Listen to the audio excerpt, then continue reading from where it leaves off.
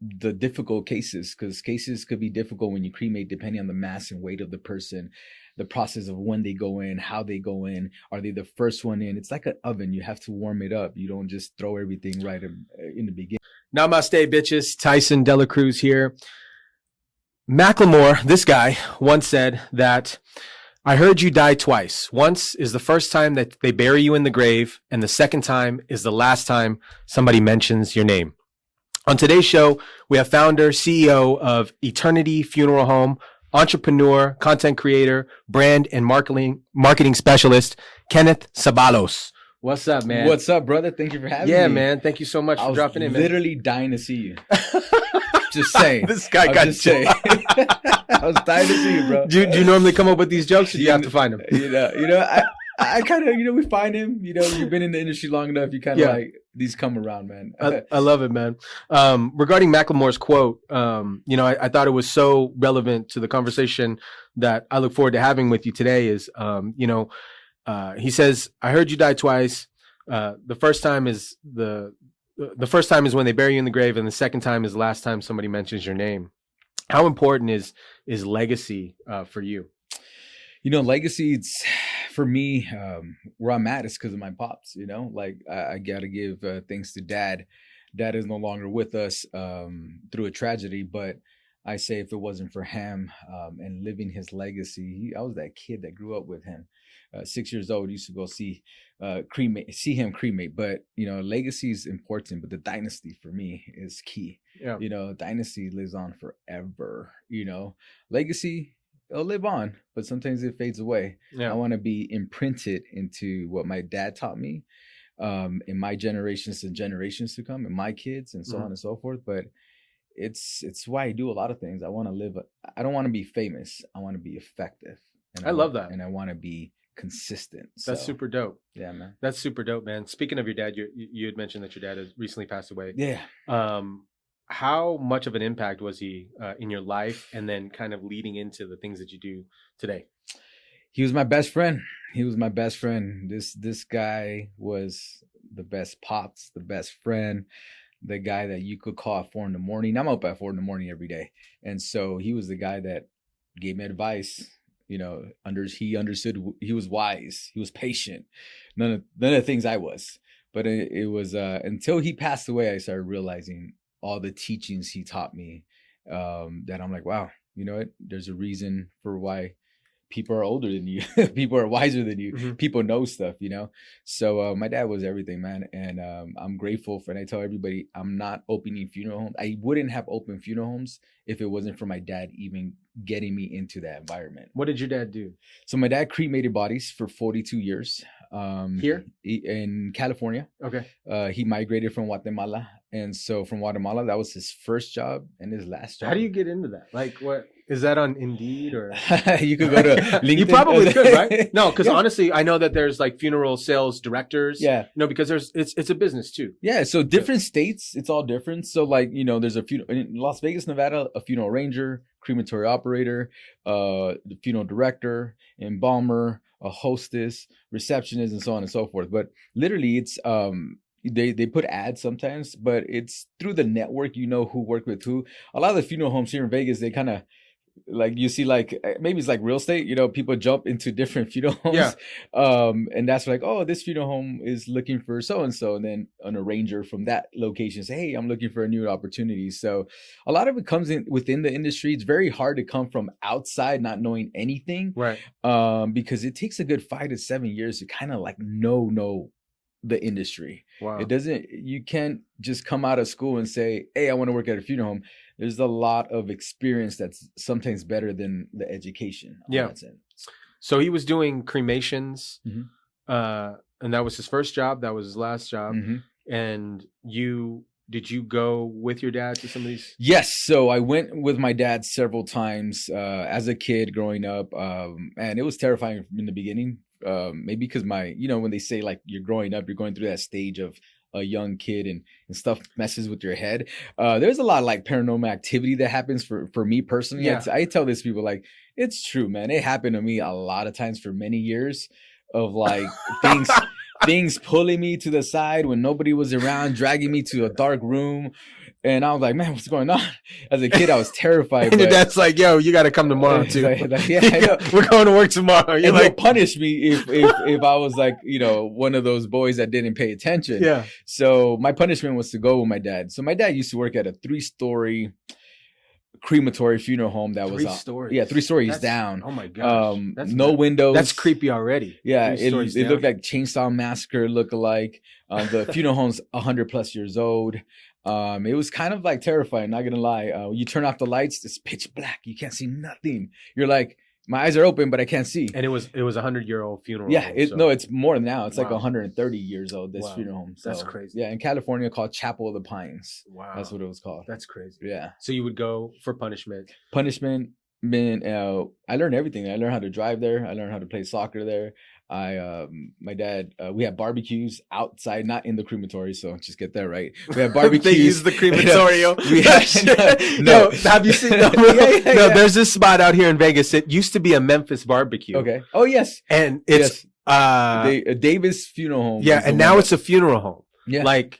Yeah, we could do that. You could ramp it all up. I mean, we could get a building as long as it's zoned correctly. We could make it. Well, I was thinking that they already had the smoker, because they were smoking. No.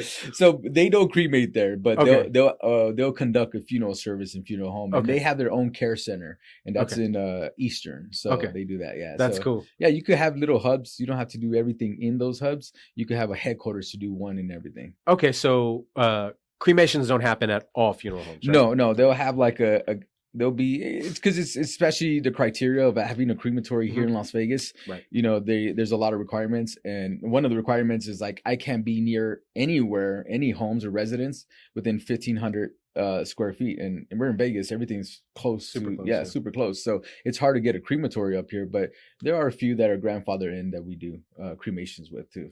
Oh wow. Yeah. Wow, that's interesting, man.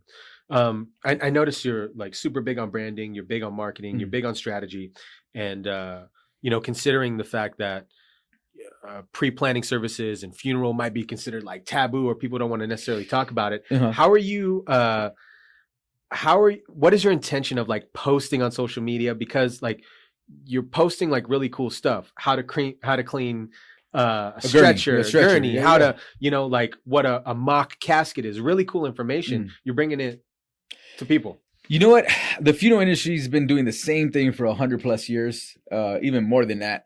And when my train of thought, even the way I dress, like I'm not going to be in a suit and tie. I'll be in a fashionable sense. Yeah. But I'm going to sit with families like this. Like I want like a different, we don't have to look like attorneys, or we don't have to look intimidating to a family. Like I want the family or to feel sad. Or sad, yeah. Or sad. Especially the funeral home we opened, 10,000 square feet. Even the color schemes too. There's a lot of stuff I did that the funeral industry tells me don't do. Super dope, by the way. Like the interior designer. Yeah. Like it was us. It's sick. It's clean, like very modern, sexy. Thank you. I feel like based on the pictures, man, I felt like I was walking into like a wellness clinic. That's what I get a lot. I'm not gonna lie. Like, hey, is this a spa or something? Yeah, like a med spa. Yeah. Exactly, sexy, like that. Yeah. Sexy so funeral. I'm proud of it because we don't look like any of our competition. Our competition says in a chapel you're supposed to have carpet because of sound. I did it without carpet. I said, I'm going to have things to look good. And, the sound is part of the process. There's always going to be sound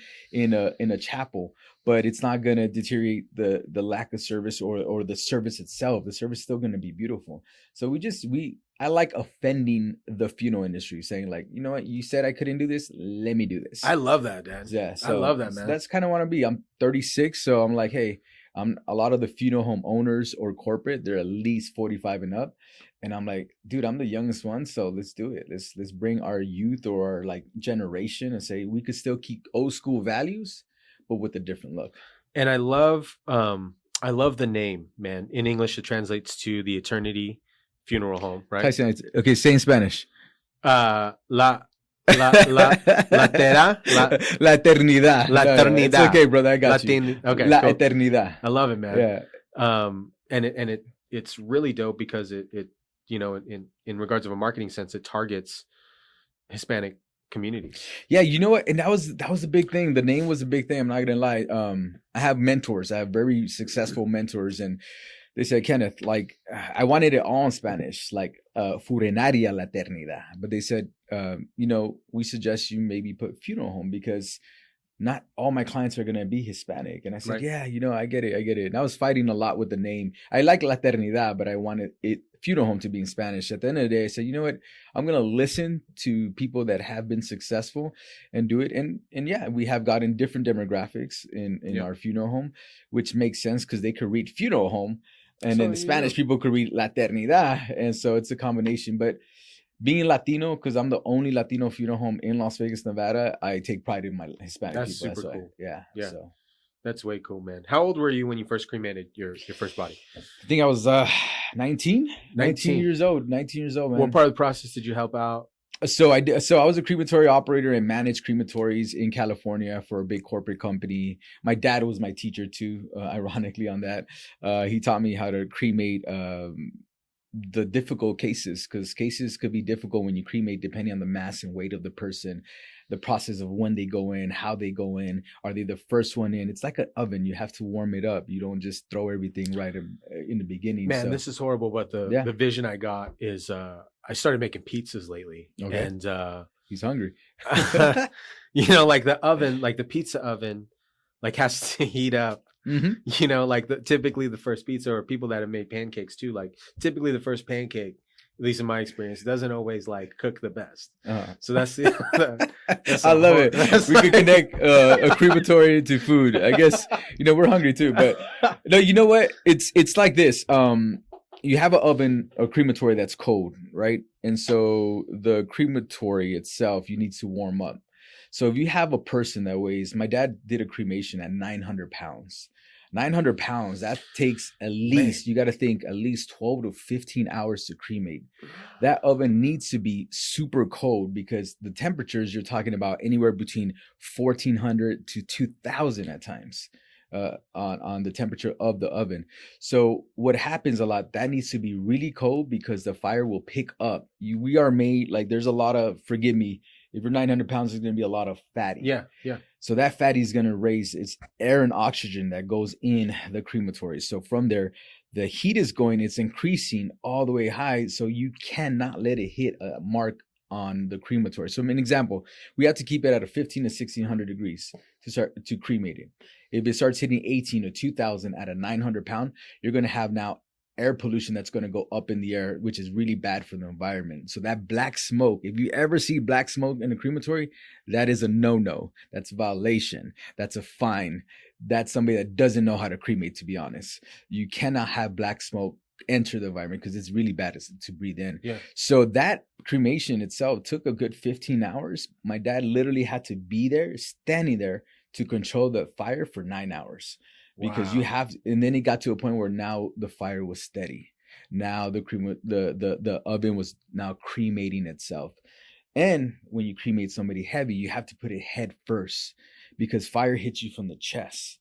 So if you have all the, say, fatty on your chest and your stomach, then the grease is going to come out of the oven. And it makes it like, I was just honestly, man, like, I don't know if any of you guys barbecue, but he's still hungry. I love it. Don't go to his house. We don't know what you're eating. But like, the fat sometimes like drips in the grill and creates extra. This is what I'm thinking about. And I'm like, it's like that, but the smell is bad. Like if that happened, what's it smell like?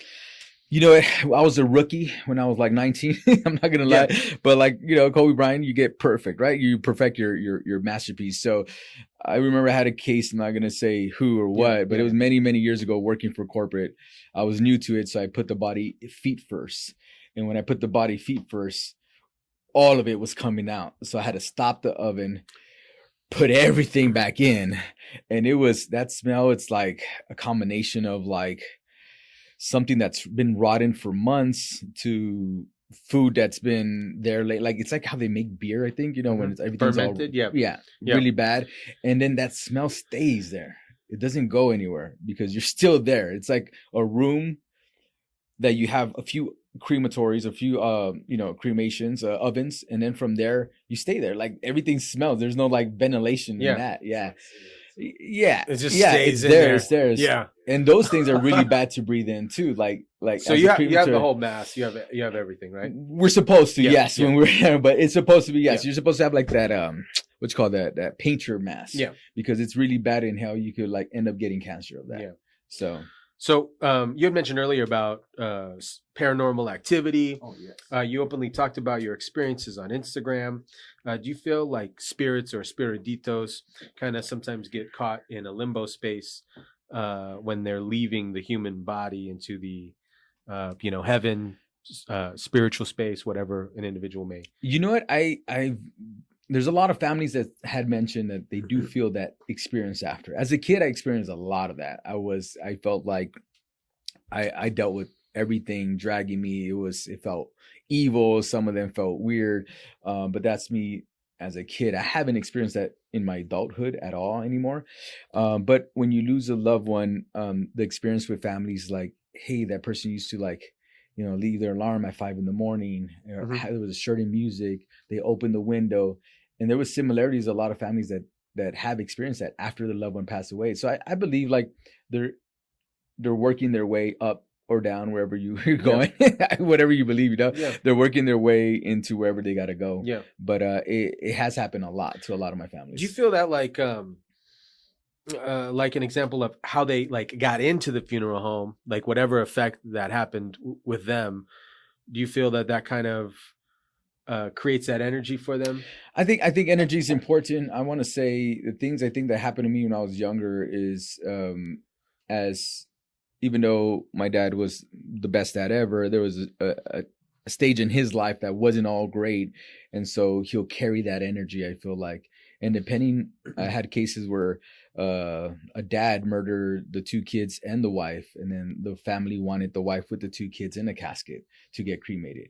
So, and then he shot himself. Wow. So it's like, it's that spirit that's there sometimes. I feel like that, like, because you see it, right? Like you see how they came in. I mean, we see how they came in raw, real. Yeah. I used to at one point do corners rotation here. So how they fall, how they pass away, the situations they died in different areas. But it's sometimes like evil too, that what people do. Yeah. And I'm just like, man, that really exists when you see this type of death or this type of murders or the homicides or so on and so forth. Regarding, having experienced death in your personal family, and then in your outside nucleus of your family and friends and being in the business, like what type of advice could you give somebody that's experiencing the emotion of death and kind of like how they can navigate through that? You know what? I want to say this. It's not easy. I think you got to let yourself vent. I think when my dad passed away, I tell people like we brought our hearse from Vegas to California. I went into that care center where they had my dad refrigerated. I saw the process like I do normally for my families. I was able to carry him, put him in the casket with the embalmer. The embalmer didn't know that was my dad. She was putting on the makeup and I was supervising. And before, because they, sometimes there's humor, right? So I say, hey, that's my dad. And they're like, what are you doing here? I'm like, we thought you were from the funeral home. I'm like, what? I'm like, dude, this is my pops. This is the guy. Like, I felt honored. I felt honored being there, But I think accepting, like letting it out, like, mental health is a thing. And that's what we were discussing earlier. Like, you need to know that you're not going to be okay sometimes and you're not going to have good days and you're going to want to let it out and cry it out. And I think it's important to do that. I go to the funeral home at night sometimes to just talk to my dad and say like, hey, how you doing? Like, hey, today was a rough day. But accepting it, making it normalized, like it's okay to cry. It's okay to let it out. It's okay to say, I miss you. It's okay to say, my day sucked today and I don't want to talk to anyone, but it's accepting it, because the first part of grieving is denial. Because I still sometimes also feel my dad is still here. It feels surreal. Like, is this really thing? Because the feeling is like still there. Yeah, it's still there. It's still like, hey, but he did pass away. And it's that process and transition of that. And I meet with family still every day. And I always think me and my dad used to do that. We used to do in California. Meet with all the families every day, and so I just feel like he's still with me. So that's part of that. Thank you for sharing that, man. Super dope. Thank you. Thank you. So that's part of your day to day. You're still heavily involved in regards to the process of the day to day on the funeral homes. Yeah. Yes, I am meeting with all my as we open in September of last year. And so yeah, I'm the type of owner that I'm going to sit down with my families. I'm going to talk to my families. There's no owners here in Las Vegas or corporate that will sit down and touch their family.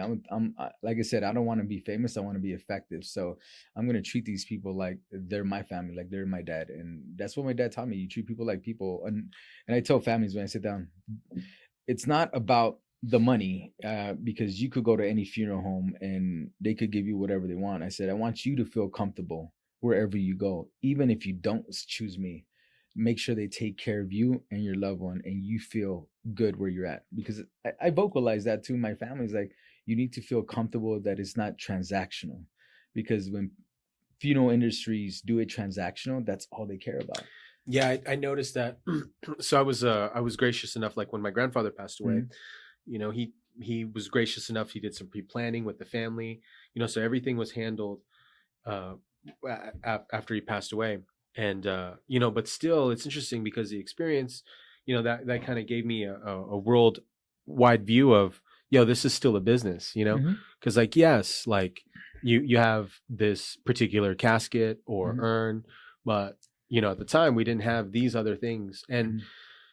you know, if it's done correctly, and I know that you do it Yeah. correctly, but it's just like these are other ways to commemorate and remember that loved one. Yeah, I have a company called Memorial Castings, and so it's another alternative to celebrating your loved one.